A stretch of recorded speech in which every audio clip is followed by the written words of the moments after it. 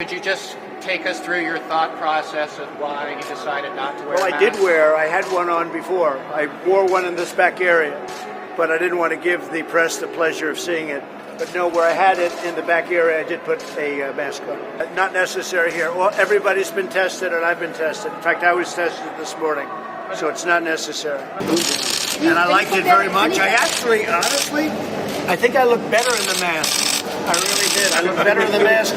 But I'm making a speech, so I won't have it now. But I did have it on right here, and I think some of you might have gotten a shot. Thank you very much. Mr. Ford, can you confirm that the president was told it's okay not to wear one in this area?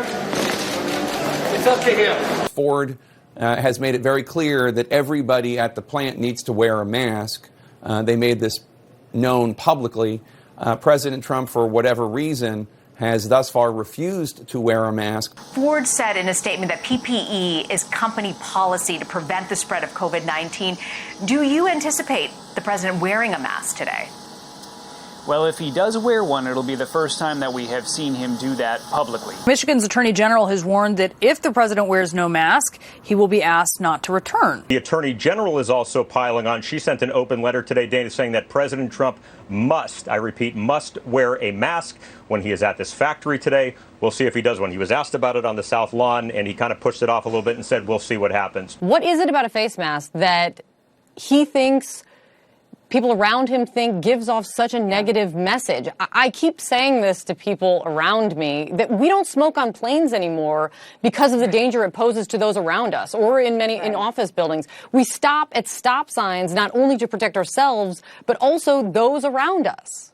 It's just such an easy step that he could take, and most public health experts would like to see him do it, not just for the safety of those around him and for that aspect of things, but also just for the aspect of the example that it would set for Americans across the country who are beginning to go back in public or beginning to frequent businesses again. I can understand why the president doesn't want to give the media that photograph of him wearing a mask. Do you understand why?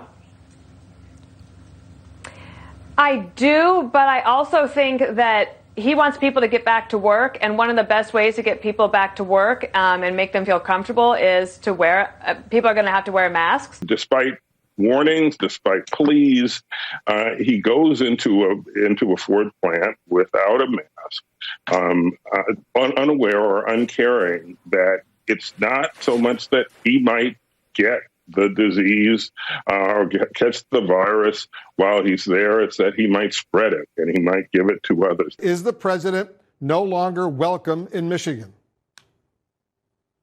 Well, I will say, speaking on behalf of my department and my office, that's right. That's exactly right. I mean, today's events were extremely disappointing and yet totally predictable.